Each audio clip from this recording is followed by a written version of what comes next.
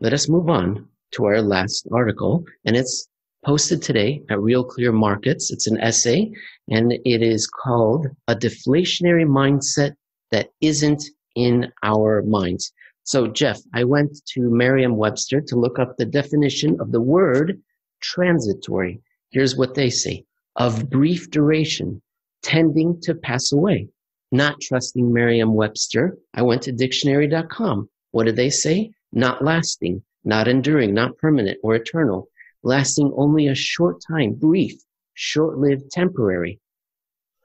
I'm not saying we're reliving 1984 here with Orwell, but one of our government agencies, pseudo-government agencies, has sort of taken liberty with the definitions of a word, transitory specifically, and that's what you address in this article. Tell us all about it. Well, transitory was always the word that the Federal Reserve officials would trot out whenever inevitably the inflation numbers undershot their target.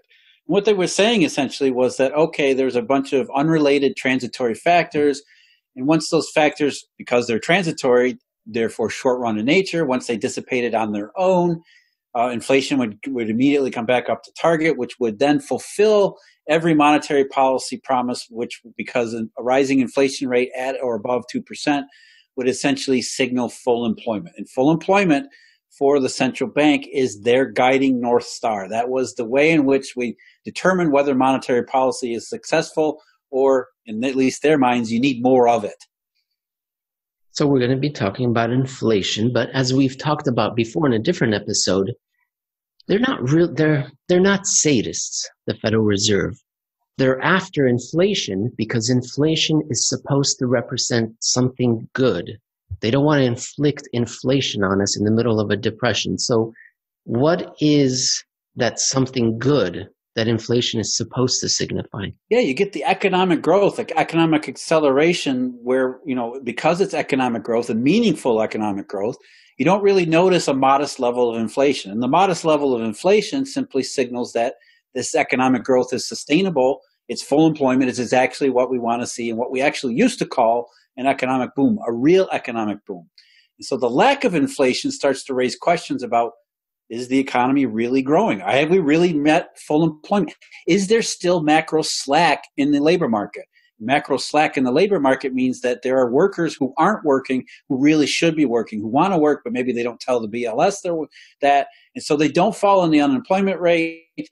They're hidden workers. They're pushed off to the side. And if that's actually the case, then that's a very serious economic condition. And it says, essentially, if we bring it back into a monetary policy context, that monetary policy didn't work as designed. If there's any macro slack, especially left over this long of a time, then it said QE didn't work, ZIRP was a failure, and all these other things that, if you're a central banker, you probably want to do your best to avoid admitting. What about supply shocks or demand surges? We've talked about the 1940s and how in the 1940s, inflation surged into double digits. I think it only lasted a year, but that seems like a long time. How can you tell when the good inflation is available or taking place versus those kind of transitory inflation shocks that we should discount? Because I know you get it too, Jeff, but all the time on Twitter and YouTube, there will be comments saying, well, this washing machine is 14% more expensive. How can you say there's no inflation? Well, we have to distinguish between both transitory types of inflation as well as what inflation is supposed to signal, which is broad, sustained consumer price advances. When we talk about broad consumer prices, we're not talking about the specific washing machine or specifically appliances, but if inflation is going up in all categories across all consumer goods and services. And that just hasn't been the case. I know people focus on especially food prices because food prices have been going up and have been going up rapidly, and as have the prices for a lot of necessities. But at the same time, a lot of prices are going down. And so when you put those things together, what you're seeing is not a sustained, not broad level of inflationary activity. It's quite the contrary. We're seeing a lack of sustained broad levels of inflation. It does happen in pockets, and it can happen in transitory bursts, as you point out, but the market is adjusting such that it doesn't continue forward across a long period of time, nor does it happen across the entire goods or services bucket in the consumer experience. So we're not seeing the definition, the specific definition of inflation. In fact, we're seeing instead disinflation. And what central bankers have been trying to say is that, well, we'll get the inflation. It's coming. Just give it enough time. And then when it doesn't show up, well, there's some transitory factor.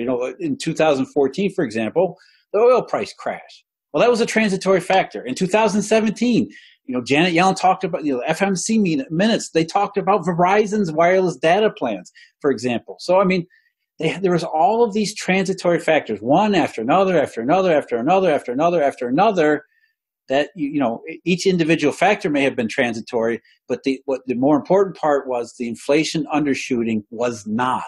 It was a very long-term problem, which, getting back to Jackson Hole in 2020, the Grand Strategy Review, the Fed now says, oh, by the way, that they don't say this, they don't come out and say this, but what's implicit in the document is, oh, by the way, all that transitory stuff we said, yeah, we were wrong.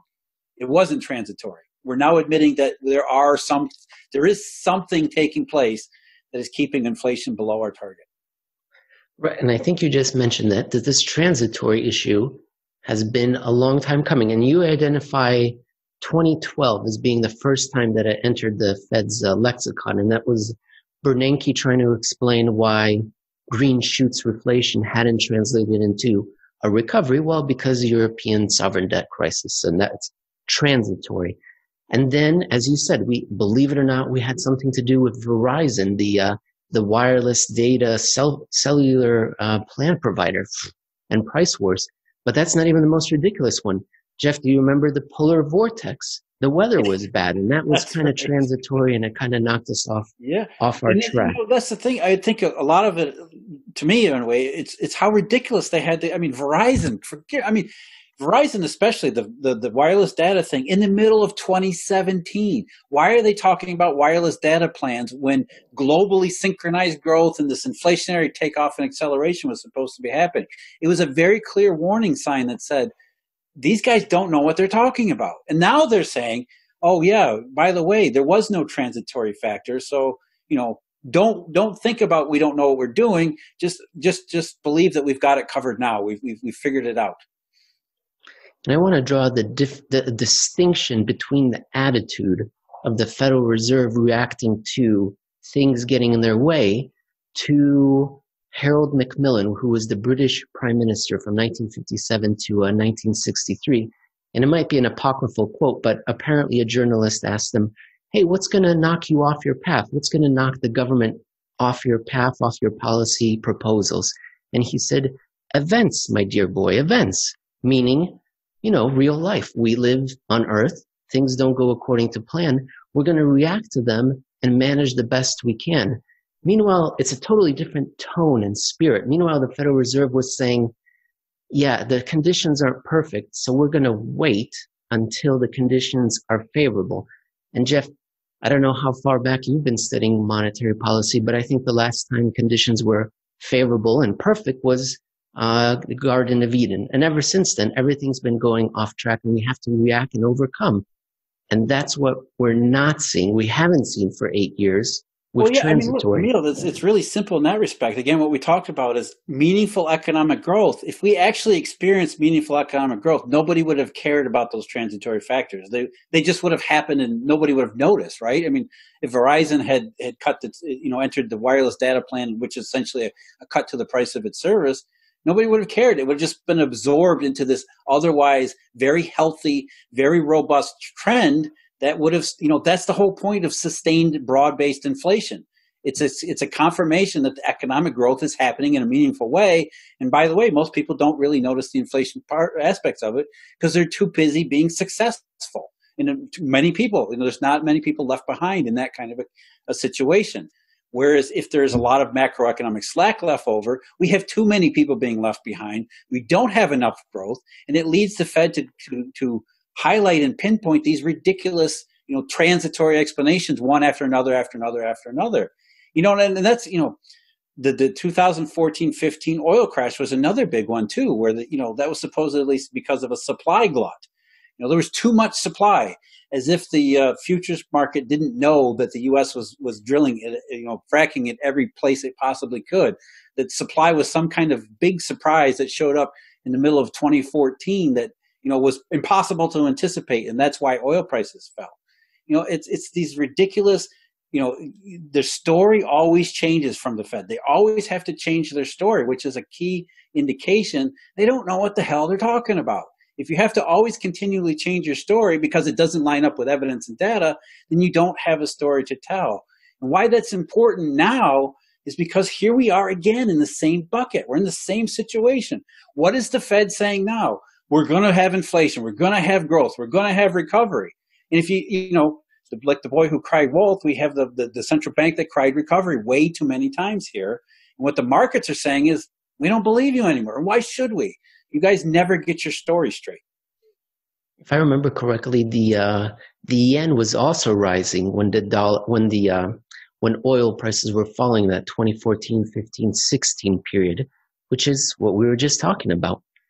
Yeah, actually, the yen didn't change until June of 2015. So the yen was actually behaving favorably if you were Janet Yellen. But when it shifted in June 2015, I think it was a very big warning that, hey, things are really getting serious now. And of course, what we saw a couple months later in the Chinese yuan, and then, you know, disaster in the rest of the world for the rest of the year, rather than the acceleration and recovery. Again, this was not transitory factors. This was the same thing happening over and over again. I'm imagining, did you ever see the movie The Marathon Man, Jeff? I don't believe so. With Dustin Hoffman. Well, there's a scene where there's a mix-up, and the Nazis are involved, and they want to get their diamonds, if I remember correctly. And Dustin Hoffman is strapped to a chair. He has no idea why he's there. And a dentist comes, and he gets out his little instrument, and he starts torturing him, and he's saying, "Is it safe? Is it safe?" He won't offer any explanation. Anyways, I'm imagining Bernanke right now. He's got transitory strapped down to the dentist chair, and he's torturing that definition. The Federal Reserve, they've been torturing it, and now it's this grotesque transitory 7-year thing. But as you said, they have given up on that definition, and they've set it aside. But I like the way you end your article here. You end it kind of ironically, saying that there is a deflationary mindset or a rigid mindset in place, but ironically, it's not with us, the people, but the other way around. Yeah, I think it's been a persistent theme of ours, especially for me, since Jackson Hole, because what they're really saying is that we're not going to change. We still believe monetary policy works. We just can't find any evidence for it. And so we're going to keep changing our story because one of these days, maybe it will be consistent. And that's really the point here, is that as the world reaches a critical stage, as the markets maybe reach a critical point here in September, we have these central bankers doing the same thing that they always do. We're supposed to believe them that they've fixed all these problems. They've even done better than fix it. They've created this too much good stuff, and so that's going to be inflationary. The economy is going to recover. We should just ignore all the bad problems, and we're listening to people who can never get their story straight. It's Groundhog Day. Well, Jeff, good show. Let's do it again next week. You have a good weekend. Thanks, Emil. You too.